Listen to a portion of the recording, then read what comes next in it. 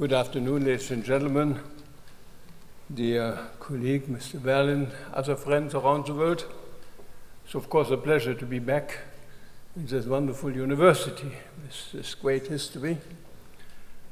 Of course, I have to apologize for two facts. First, I'm by far not a geologist, so don't run away.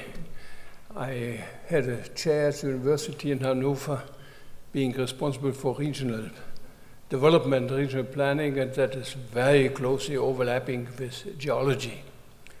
And by the way, I had the chance in the opening address to discuss a little bit in detail the concept of the Anthropocene. And the Anthropocene is, in the meantime, also very clearly integrated in the geology, by the way.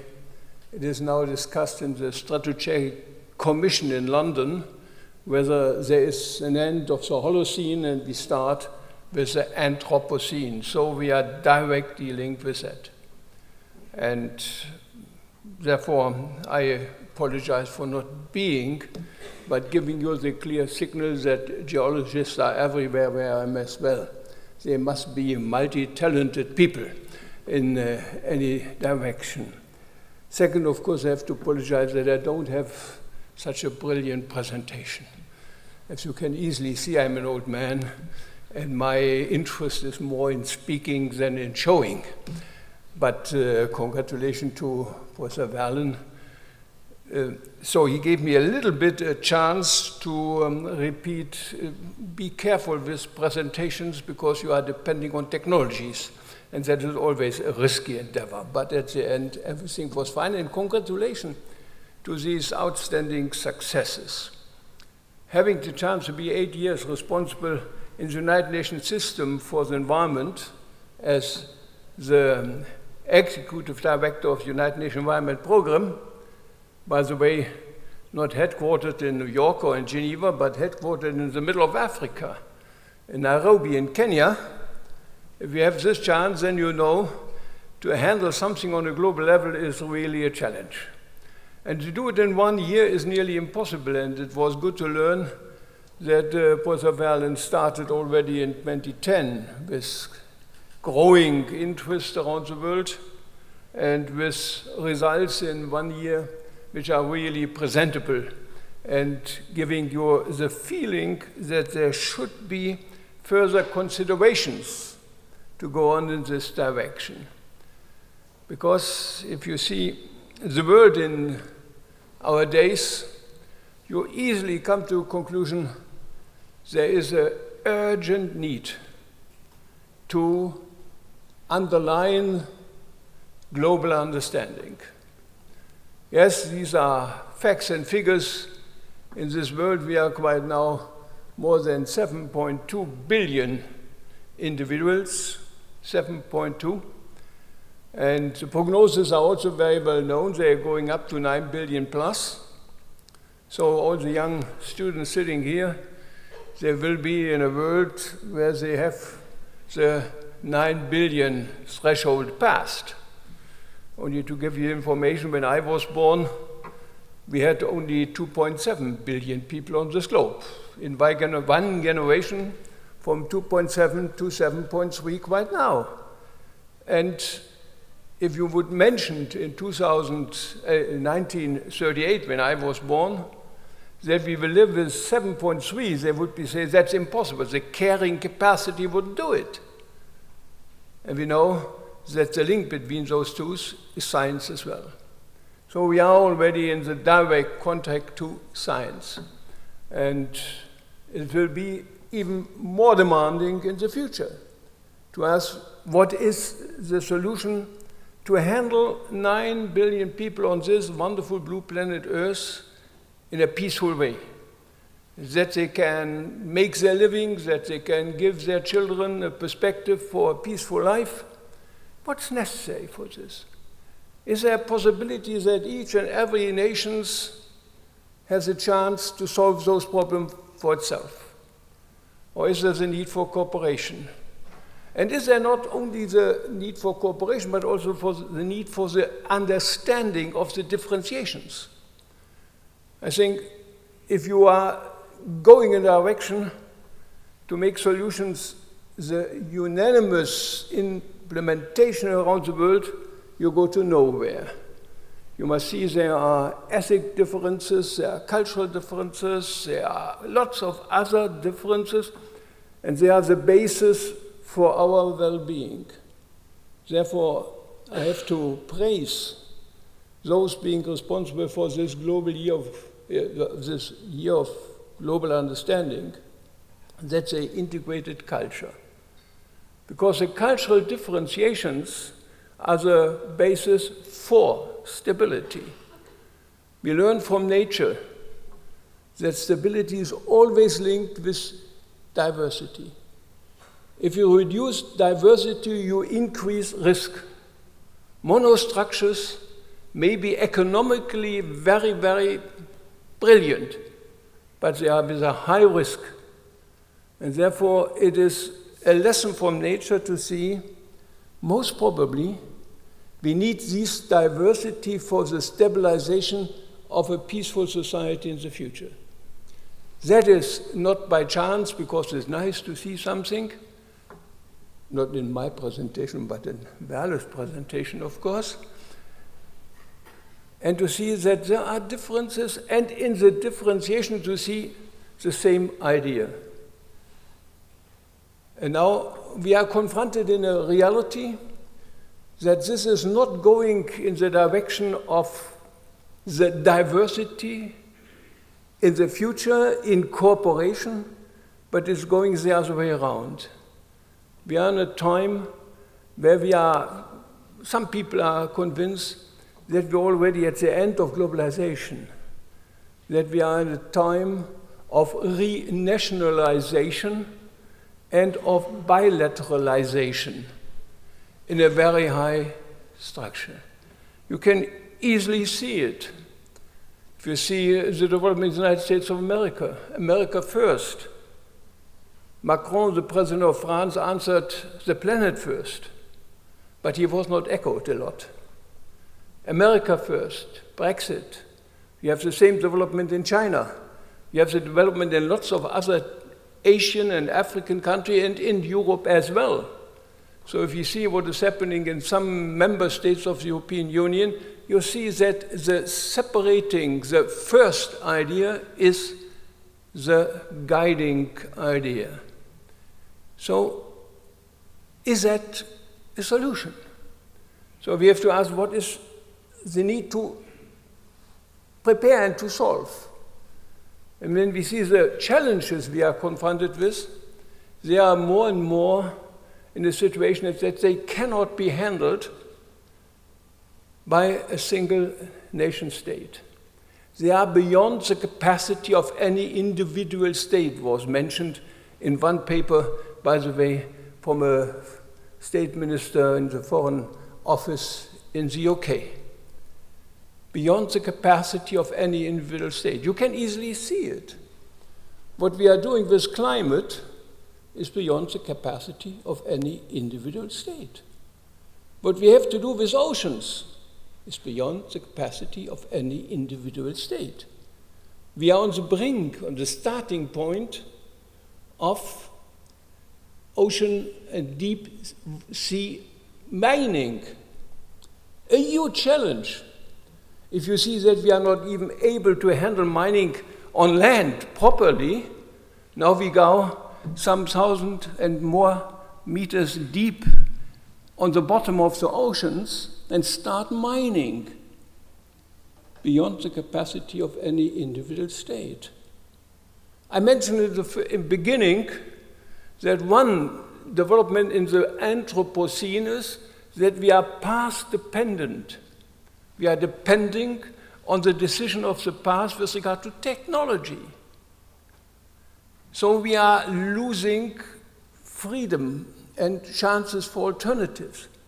One example is quite now very, very concrete on the table. You may have followed the negotiation of the climate policy only a week before in Bonn for 2 weeks. To say it very, very charming, it was not the breakthrough. And more people, especially also in this case again in the United States of America, come back and say, look, we accept for a moment that we have climate change and that we are fighting this with regard to the culprits responsible for climate change. And the culprits are emissions of the burning of fossil fuels. And it is linked with other gases like methane or N2O, Lachgas in German. So there are quite a number of those gases. And the logic would say, if those are responsible for climate change, bring them down. And that is another question for science. If you want to bring them down, you must know there is no development without energy. Being 8 years headquartered in Nairobi in Kenya, you come to a conclusion, there will not be economic development possible without energy. When I started there quite a time ago, in average, something like 10% of the population in Kenya had access to energy. If we had such a situation, forget economic development urgently needed to overcome real poverty there. Go with me to the slums in Nairobi and you know poverty is a reality, a very hard reality for the people there, and they have to come to stabilize their societies by giving those people a perspective. That is not luxurious economic growth. So when I come and ask for limits in economic development, I can say it in Germany. Be careful to say it. But you can do it, and there's a good reason for doing this. But if I go to Kenya and inform them, end of economic development, you have a problem. You must be very fast running away. Because they come back and say, that's unfair. You destroyed the structure of the world with 25% of the global population, and now we are on the way to be developed, and now you come back and say, stop. We all ask others not to use fossil fuels, but we use for our development fossil fuels. How can you handle this in a global world? Very difficult. So you have to cooperate. And therefore, we had a wonderful year, 2015, not far away, not long ago. Not far away, it's the other way around. But this is the price the British has to pay for the globalization of the language. They have to overcome my German English as well. And believe me, I was responsible in Nairobi for UNEP with some 2,500 staff members from around the world. And I can inform at least the Germans here, the German English is by far not the worst. There are other chances to do it. It is not the, and therefore, please, only to give you a little backing. The best investment you ever can do, learn languages. Languages. If you want to go to the United Nations, you must have at least the capacity to speak 3 of those 6 languages. And you know it. Chinese, somebody? Russian? Arabic? Spanish? Seems better. French and English. And therefore, languages. And we are not in the situation that we can restrict everything to English, only to mention this. It's also a cultural diversity structure, that we stick to our mother tongue. Das müsste mich dazu führen, dass ich jetzt Deutsch weiterspreche. But I have respect for all those international guests here, and I want to test your capacity to follow my poor English. Anyhow, we come in a situation in 2015 where we had 3, maybe 4 big international conferences. It started in Addis Ababa with the Addis Ababa Agenda for Action. That was the finance part. Headline was from billion to trillion cooperation structure. Very important part. Not very often quoted. You know, people are always forgetting if they take some responsibility for money, they forget it already in the next days. That was Addis. And then we had New York. In New York, was a consequence finalized coming from Rio plus 20 in 2012. You know, Rio was 1992, very close to myself, because then I was a young minister and I was the head of the German delegation there. And you may imagine that the younger you are, the better you consider to be. Anyhow, 20 years later, 2012, again in Rio, they came to the conclusion as the final paper with the headline, "The Future We Want." And one result in this paper we want was develop sustainable development goals. In 2000, at the millennium change, and I was in the United Nations as the Under Secretary General, Kofi Annan and the cabinet presented Millennium Development Goals. It was the typical eyes of the developed countries. Development goals say these are goals from north to south, not questioning the lifestyle of the north, but to bring the same solution to others. Millennium Development Goals, quite successful. Fighting poverty, very necessary. Starting to have a nutrition campaign, linking this with the water availability. I don't want to go into the detail of those 8 Millennium Development Goals. But the South, the developing country, came back in 2012 and said that's unfair because your lifestyle is the reason for our problem. If we are externalizing our CO2 emissions, the climate is changing where they don't have this fact. An average per capita emission in Africa on CO2 is well below 1 ton a year. In Germany, it is well above 11 tons. In the United States of America, it is well above 16 tons after some decrease already. So, if we have our lifestyle in a way that we are externalize the costs of our living and others are responsible for this, that's not the precondition for peace. Nobody is interested to pay for the well-being of others, his perspective for the future. So they came back and say, now we want sustainable development goals because your lifestyle is not sustainable at all. And these are now global goals, global. So in this definition, Germany is a developing country because we are externalizing quite a lot of our well-being to others as well. So if this is the case, we need again multilateralism. We urgently need it. And now you go to the structure of the UN. To start, where can we make this more efficient, able to implement the future we want?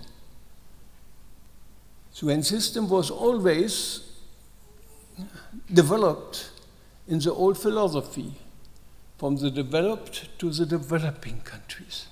It was a north-south idea. As mentioned, I'm not speaking like the blind man from the colors. I was there and saw it. It was always one direction. We tell, they do, and not the other way around. We were not asking for the diversity.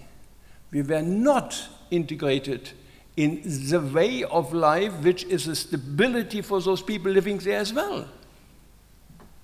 As we don't like so very much to take over the living condition of others coming to us, as we learn it quite now very intensively.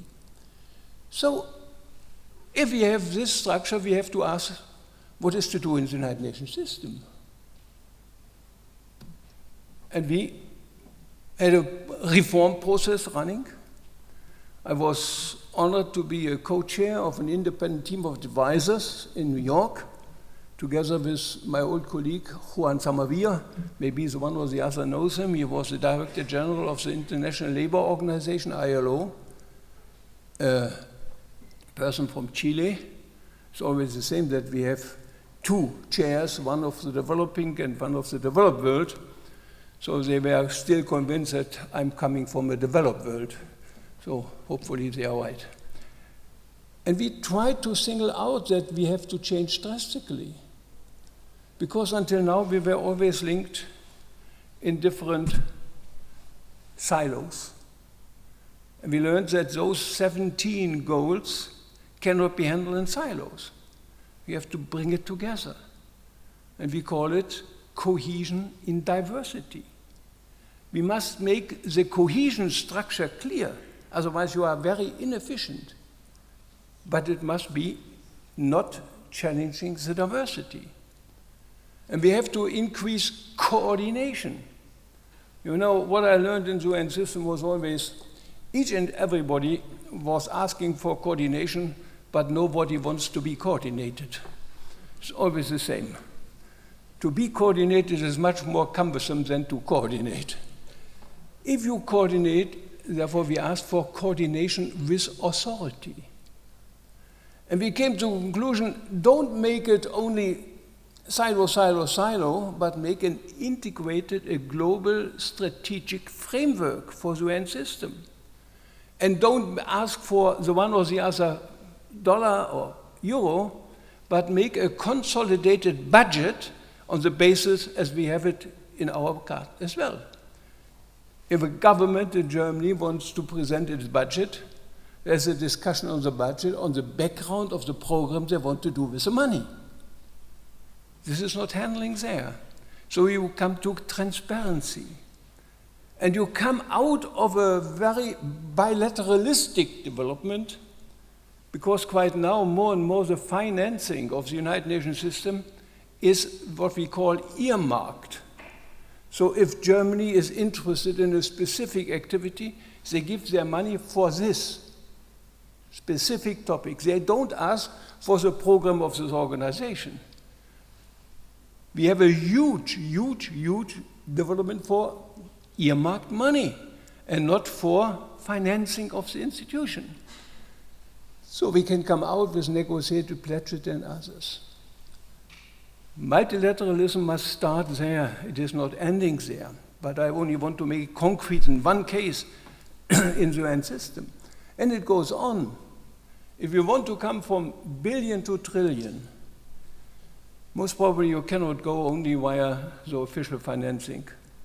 You must integrate the wonderful part of the private business.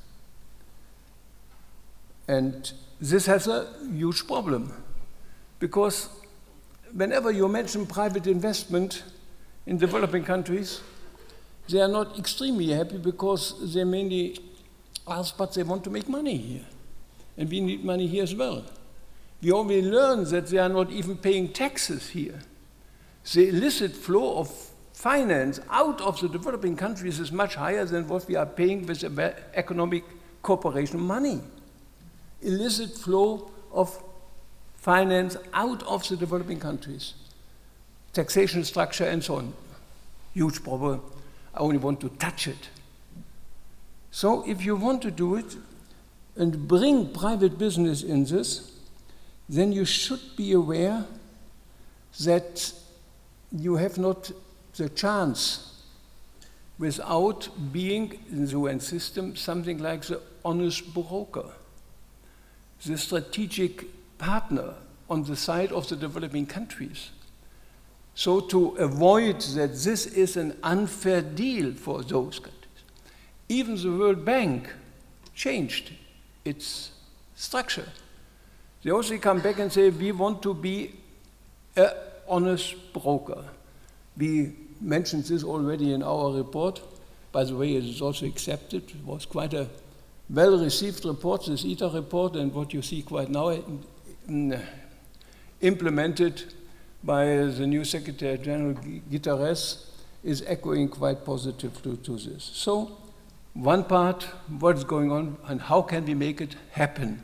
That this is a job creation machine, which is also linked with education. We underline extremely the vocational training part, because I'm very happy always when I'm in foreign countries. and see that there is a German gymnasium, a high school, German, wonderful. But I would be even much more convinced that we are doing the same if we have also the German Berufsschule there, and that we can come to vocational training, because that is a basis for development as well. By the way, it was the same in Germany and in other parts as well. So that's what we underline there, and they started to do this even in our economic cooperation. Vocational training is now a very important part. I have to mention this. And we try at least to make it very, very directly in the priority setting of the company, of the governments in the specific nation. So on the one side, America first. On the other side, the need to join hands to overcome this global commons of poverty in specific areas of our world. Because what is multilateralism necessary is that, as I mentioned before, the main challenge quite now are linked with multilateral development, what we call the global public goods.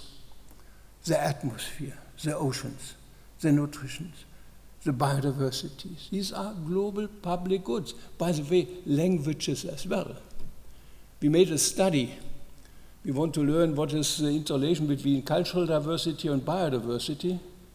And as an indicator for cultural diversity, we decided to take languages. And I learned that on this world we had 7,800 different languages, not dialects, languages. And if you see the regions of endangered species, and you can see that is a direct positive correlation to endangered languages. It is a cultural link again, the same structure.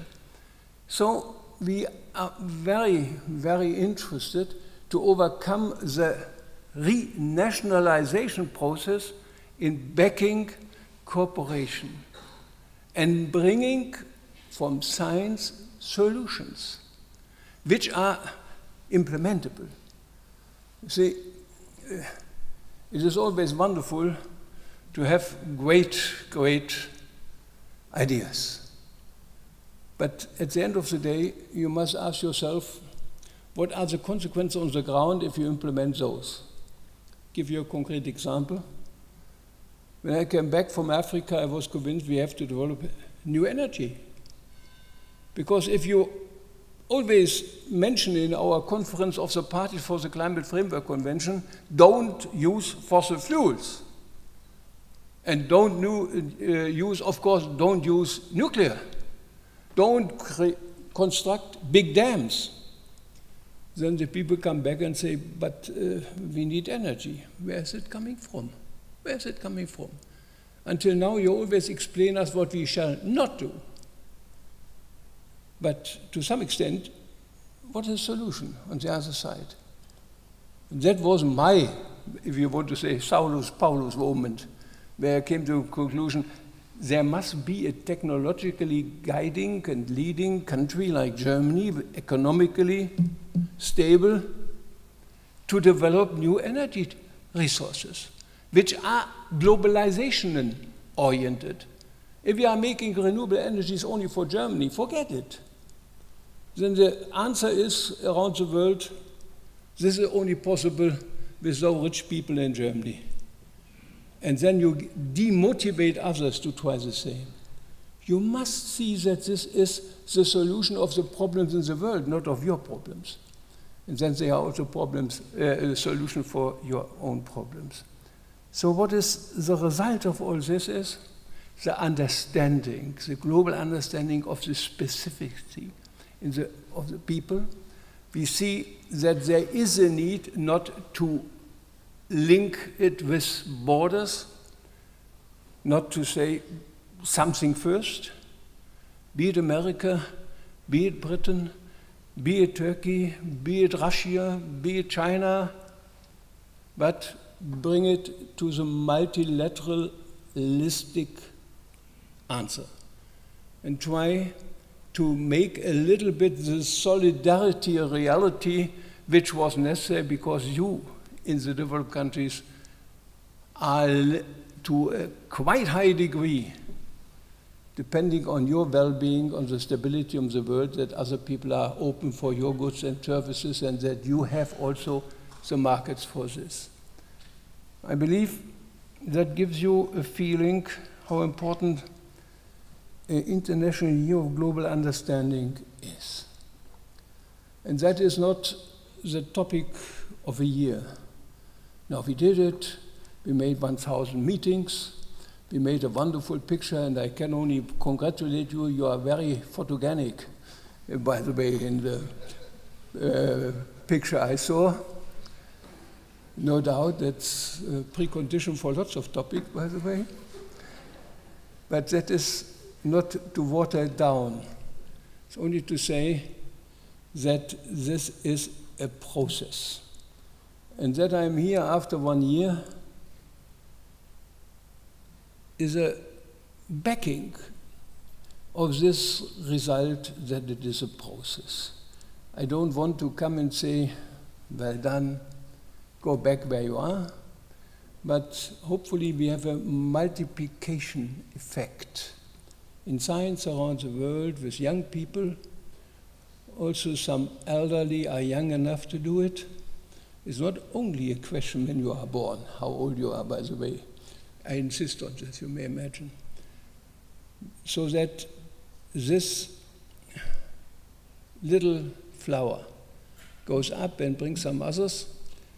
I'm very sure if we want to be in a peaceful world in the middle of this century, then we can do it only if we have an understanding of other people's thinking, expectations, dreams, and their life, and not only of ours. We have to overcome, to some extent, also the egoistic mood we had in the past always. I thank you very much.